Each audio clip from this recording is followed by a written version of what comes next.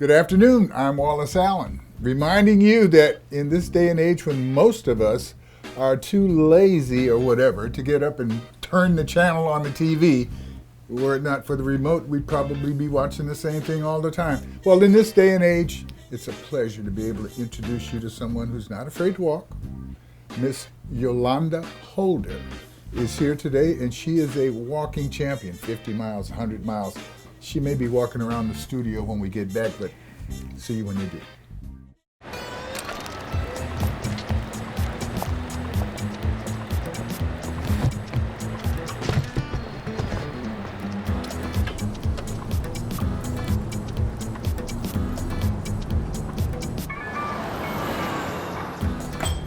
It's a short ride from your neighborhood to your naturehood. To find a neighborhood park or green space near you, visit discovertheforest.org.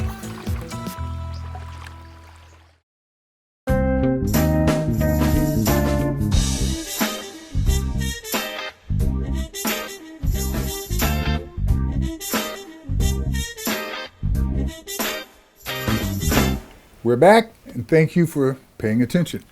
We are going to meet today Miss Yolanda Holder. That's Mrs. Yolanda Holder. And she is a ultra marathon participant, a long distance endurance athlete. She walks 50 miles, 100 miles, and she does it in race time. And she's even made a little bit of money doing it. And she's a total inspiration. Might even inspire me to get off my couch and move around a little bit. Hopefully she'll do the same thing for you. Yolanda, how are you this afternoon? I am fine. Thank you so much for having me. Good. It's good to see you sitting still. Yeah, my goodness. It's hard. Yeah, I'll bet it is. Now, you've been walking. Folks, let me tell you something else that you absolutely won't believe. She's 61, so she says. So I don't know if that's just to help her because she gets to walk in a category of people with 61 or whatever, but she's obviously not 61, but we're going to go on with I appreciate that. How long have you been doing this walking and this ultra distance walking, and why did you get involved in that? Well, I started for my 50th birthday 11 years ago. I wanted to do something different, so I set out to walk 50 marathons in 50 weeks. Your first time, had you been walking prior to that? Yes, I have, but I had only done about 15 marathons. But you had done marathons prior to that? Right. Okay, now let's go back to that beginning, okay? What enticed you or inspired you or motivated you to get involved in walking distances? Inspired me was that, again, for my 50th birthday, I wanted to do... we want to go back. Oh, you want to go back for that? Okay. Yeah, why did you start even doing the marathons in the first place? Well, I used to just be a leisure walker, and I used to walk my neighborhood when I was in my 40s, and it wasn't anything big or anything. I would do like 1 or 2 5Ks, but it was more leisure walking to get... Wait a minute. See, excuse me. See, folks, what I mean? I just did 5Ks. I call it. No, why? What inspired you to even get involved in that? Because we are a generation, a multi-level generations who are remote TV punchers. We don't walk. We should, and we're right here in California where we're supposedly the healthiest people, but there's a group of us that don't walk. Let me say it that way. How did you get inspired to walk? How I got inspired to walk is because I don't like running, and I figure walking, it's Were you sick? No, I just didn't have some kind of problem that you were trying to solve? No, well, you asked me to go back. So back to the 40, in my 40s, it was just, I had young kids and just a mom. It was a way to get, healthy and fit and just get away from the family. So I walked my neighborhood. So like I said, I did every once in a while a 5K. Okay. But when I turned 50, well, actually, I did a marathon here and there. But then for my 50th birthday is how all of this got started. For my 50th birthday, 11 years ago, I wanted to do something different. So I set out to do 50 marathons in 50 weeks. But I didn't accomplish that. I ended up doing 66 marathons in 52 weeks. The overachiever. And I haven't stopped. Very good. Yeah, so that led to, overachiever. Then I didn't realize I had a competitive side. So when I did the 66, I belonged to a club called the Marathon Maniacs, still do, and That's an appropriate name from my position. I don't know. yeah. So they had what they called Maniac of the Year, whoever did the most marathons in a calendar year. So I think it was 2009, I did 77 marathons. So then that's when I got in contact with Guinness to see if there was someone out there, for the most marathons in the calendar year. It's a lady over in Italy, and she did 100 in 2002. So I set out to break her record, and I ended up doing in 2010 106 marathons in a calendar year. 106. 106. Works out to about 2 per week. It worked out to every weekend traveling around the country, Saturday and Sunday. And you would walk? I would do a full marathon, 26.2 miles. But a lot of times if I couldn't find a marathon, I would do an ultra marathon. And an ultra is a 50K or above, which is 31 miles. And so back then there weren't many marathons, city marathons on Saturdays, so I had to do an ultra up in the mountains, what they call trail running. And so I competed, and that's another thing, I compete with runners. And so when you, oh boy, there's so many questions. When you compete with runners, do you finish sometimes before some of the runners? Well, some of the runners, all the elites, they start off fast and everything, but I'm in the back of the pack with the slower runners and the joggers, and I compete mainly with them. The slower runners and the joggers. Yeah. And the walkers. And the walkers. Okay, back to my question. Have you finished prior to be in front of some of the slow runners and some of the... Well, if it's like, for example, LA Marathon. LA Marathon has 20,000, like 27,000 people. So yeah, I placed like 15,000. So it's... So you walk faster than some people run. Well, but it's not competitive like that. All the elites are already gone, but the back of the pack, okay, we have more fun. If you and I are out running and somebody walks past us going faster, we have been out-distanced, outpaced, outrun, outwalked by somebody who's walking. Congratulations. I mean, that may not be something you're thinking about. But believe me, if I'm running and you walk past me, I'm going to think about that. Right, and I get it. And it's funny to me because they're. Do you laugh at them when that Oh yeah, definitely. Because they'll say something smart. I've been trying to catch you for miles. And then when they pass me, it's like, really, you call that a run? Okay. Yeah, you're really jogging and walking. Very good, very good. So you have a lot of fun doing this. I enjoy it. I really do. I mean, I've done over 540 to lifetime today. So yeah, there's some fun in there. Now, I know you have a support staff. Well, what do you mean support staff? Well, when you're out walking 50 miles, are you out by yourself? Do you have? Well, it just depends on the race. Okay. A lot of times, if it's a 100-miler, I don't have a crew. I crew myself. Because the race is set up where it's usually around a 1-mile track. Okay. And so I just bring my stuff and then I take care of that. But then when I do multiple day racing, which is 6 days racing, then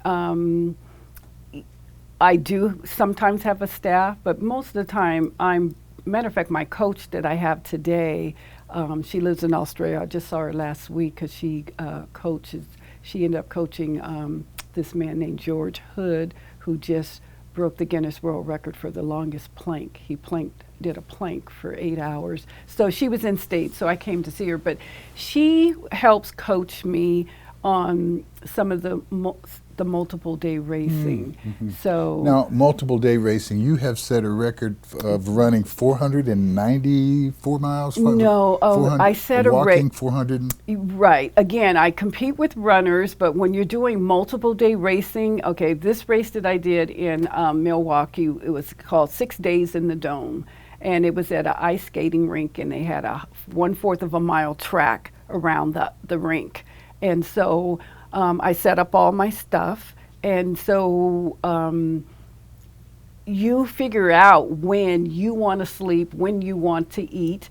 Okay. And so I got second place overall. I set an age group record and American and world, because there was no one in that category in 60 to 64. So I walked 413 miles, and I compete with runners too. So they run and walk and do whatever. And so, but I walked the whole thing. So you pick whoever's coming around you to, Well, to keep well, yourself they're there kind of too. occupied So on it, yeah, so it's so we're just going around this. It becomes a mindset. You have to really be into that, not only physically in shape, but to walk for 6 days or run for 6 days nonstop. Except for a little sleep, yeah. a little bathroom call, and a Yeah, and the bathroom call. Something funny with that. My coach Renee. It's live, the streaming, and so she could see my laps, and she knows when I go to the bathroom. I tell her when I go to take a nap, and one time I went to the bathroom and I fell asleep.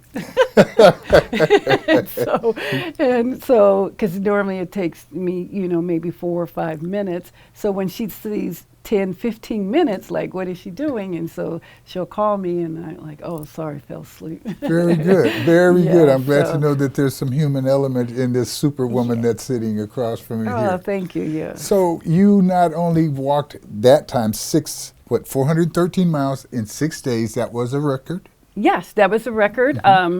That was a record in the age group. You And could then have it walked was, to San Francisco, which you did once. yes. How long did Yeah, well, that that's was when I met you, I believe, a couple of right. years ago. That You was were- when I lost my mom, and that's how I started my annual event called Extreme Walk for Diabetes.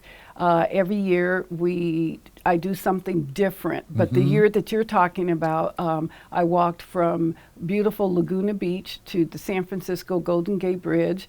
I had it took What's me the total miles there? 525 miles. It took me 15 days, and I did have a crew. My brother and my niece were my crew, and I walked maybe anywhere from 27 to, depending on the route for that day, like 35 miles. And so we slept in a hotel at night, but my brother was in a van, and he would drive a little further. He'll go like a mile or two Scout the distance and for just you. wait for me. And he was my best crew, because he just cracked all kinds of jokes. Every time when the last mile, he knew, he put in a red cup, plastic cup, Coke. He knew I just not had to have that ice cold Coke. And so this was we still had like 5 more miles for that day, and he's sitting at the back of the van, and he had the red cup, and I said to myself, why do you have that red? Oh, I still got like 5 more miles. And so he goes, hi, here's your Coke. And I said, okay. And I grabbed it, and it was a tarantula. And I threw the cup, tarantula, and screaming. He So said, he you know was- you're not supposed to have the Coke yet. Here's your tarantula. Yeah, and so the Amazing. tarantula did not get hurt, everybody. All these animal bug lovers. You're right. Yeah, right. no, 'cause I'm he- one of those. I love tarantulas. I do. I think they're one of the most Are you- beautiful are you animals telling- on the planet. Oh, there's those ugly, creepy things. Oh my goodness. Listen, since we're having an argument now, we're going to take a break. This is Empire Talks Back. I'm Wallace Allen. We're speaking with Yolanda Holder, the first African-American woman to ever compete in a 50-mile walk race. And she placed and won money. Yes. We'll talk about that and other things as we return.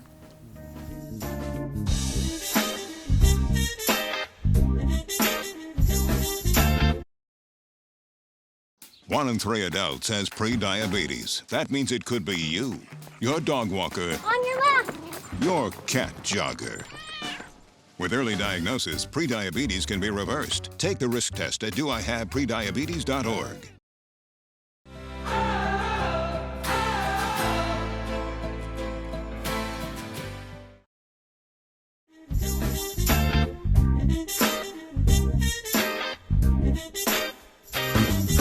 We're back.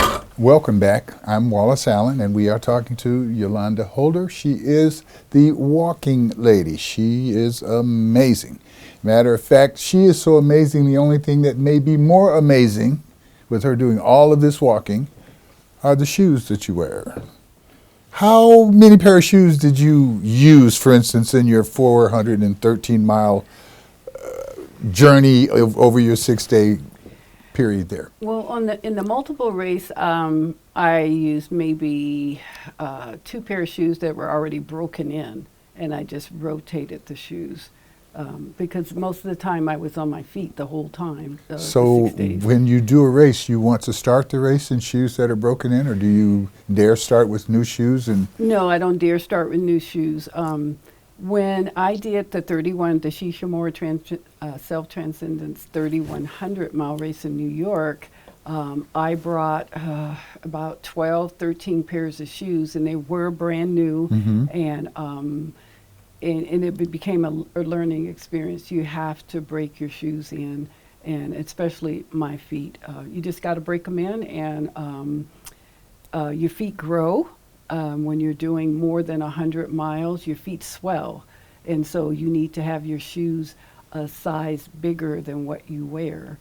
And so I learned with the 3,100 2 years ago that you don't wear brand new shoes, because I was doing 3,100 miles, 60 miles a day, versus when you do a marathon, it's only 26.2 miles.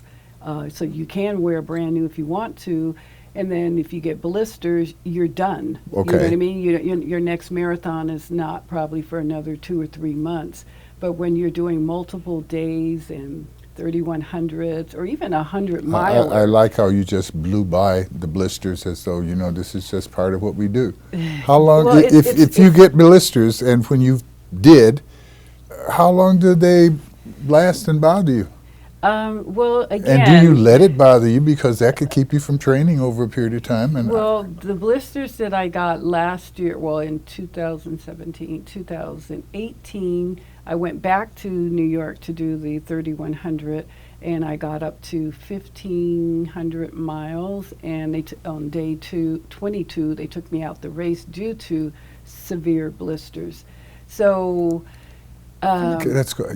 Did you say 1,500 miles? Yeah, on day 22 that morning, my blisters on both feet were so bad. Explain that race in the first place. How long was this race? Okay, the race is it's 3,100 miles, and you have 52 days. 30 different times that you run or walk 100 miles. It's called, we're in New York City in the heat of the summer, and it's a half-mile block that we go around that block. Okay. We have to reach 3,100 miles. You have to run or walk. I'm the only walker that's ever done the race and finished it, and the only African-American male or female to finish the race. And we have to do 60 miles a day for 52 straight days to reach 3,100. And I finished it the first year in 51 days, 17 hours, and 13 seconds. I had 1 hour to spare. We start every single morning at 6 a.m. sharp, and we had until midnight to finish the 60 miles. And so I had blisters in that race, but they weren't as bad. They were controlled. So doing a race that extreme, and by the way, it's a US track and field certified race, and it's the longest race in the world, the longest race. I'm kind of glad to hear that. Yeah.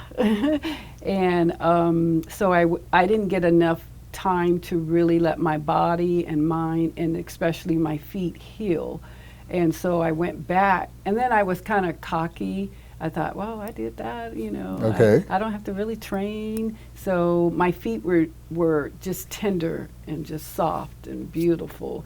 And so on day 1, I got blisters, serious blisters, and they just continue and continue. And it was so bad that my feet, and I never could see my feet because the people at night, and then my body was so tense that I just couldn't lift my leg up to look at the feet. So the lady that was working on my feet, she just, took care of them the best way she could.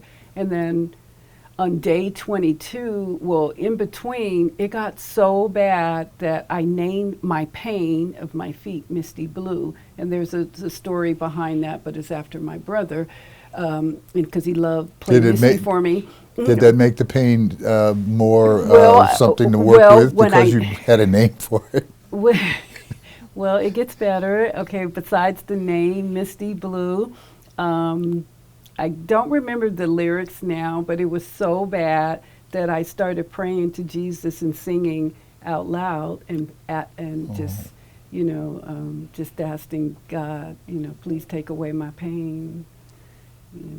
And did he answer back I'm trying to think of what the song was. All you need to do is stop walking? I'm just trying to think, because I even kind of wrote it down when I got home, and I just don't oh gosh, I can't even remember, but I used to just with all my heart, I would just blurt out, Jesus, I want to talk to you.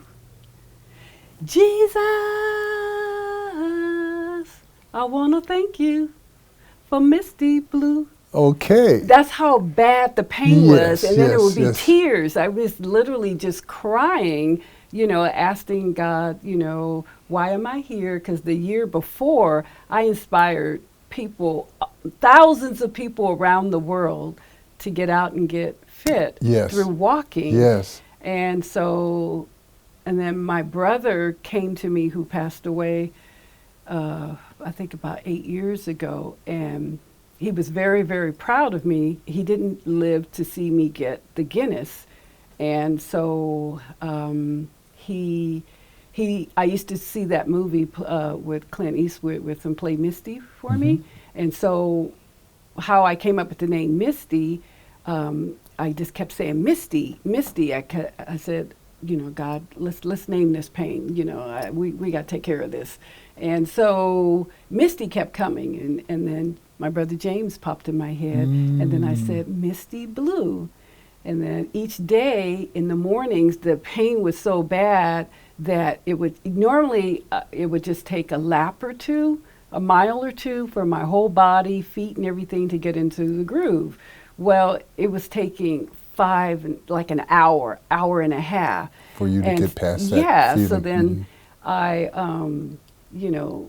just blurted out. I would be just tears coming down, and I kept asking God, what do you want me to do? What do you want me to do? Why am I here? And so that's when I said, I started. So you faced your obstacle by absorbing it and thanking God for that obstacle. That obstacle actually didn't stop you, but showed you a source of strength. Well, yes, until day 22, where I couldn't walk hardly anymore. And then the lady, one of the ladies that was working on my feet, she said, you want me to change the bandages and everything and take a look at them? And I go, yeah, because I just can't get walking, and it's really painful. So I'm sitting on the table, and she when I took my shoe off, she started crying, and she said, I can't help you no more. And then one of the ladies had just flew in from San Francisco as a doctor, and so she said, let me go get her, and she went and got her, and she did that. And then she said, who has a phone? And my phone was right there, and I said, here.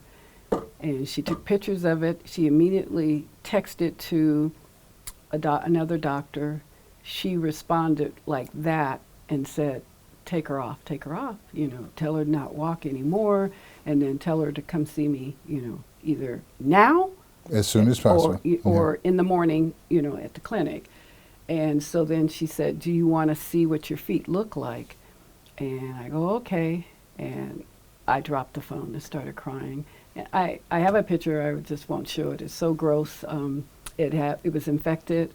It had warts. It had just everything. It was just, all the skin was just gone. And if they hadn't told you all of that, If I they would've had kept- just wrapped it up, you would have kept walking. I think eventually the pain was so bad Yeah, but that eventually I would have stopped on my own. So they pulled me out the race, but Now I understand something.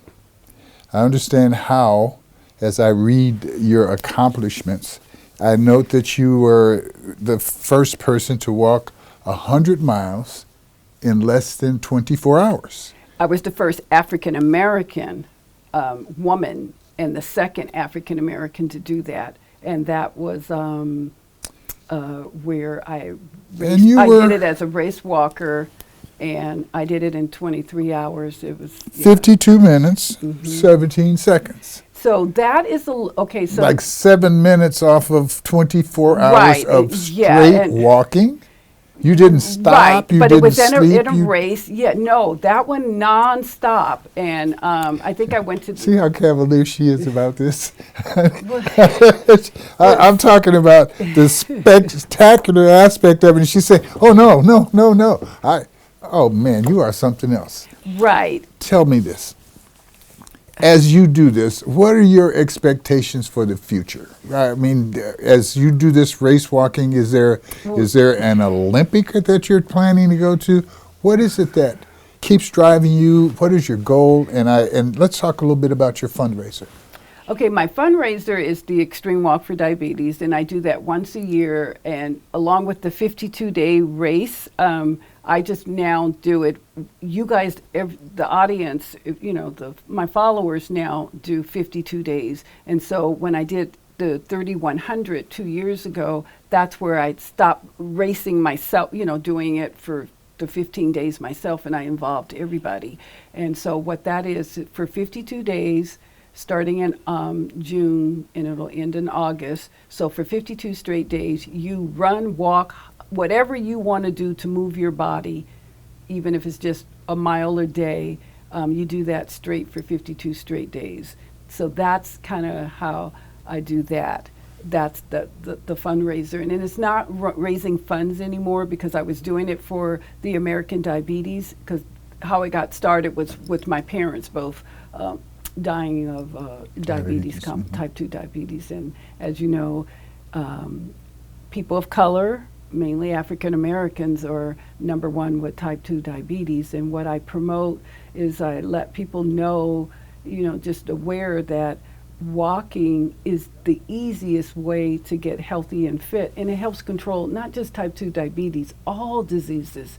And the best thing about walking, not only am I a race walker that competes and make money, that was my first time making $1,000, and then but power walking, but there's beach walking, there's leisure walking. So who pays for this? I mean, this is expensive. It's very expensive. My husband and I are retired, and so we paid for it ourselves.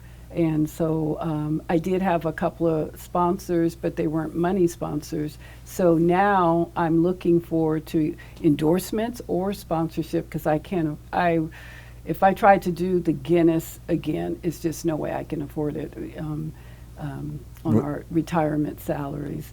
But race walking is in the Olympics, and but it's not a popular sport. And for the 50K, it's not even in the Olympics for the women. It's only for the men. The 20K is for the men and the women. And so there's not many 50K women. There's only, when I did this race here back in January, that was my third attempt. It was the Nationals. And it was my third attempt, and I kept getting DQ'd.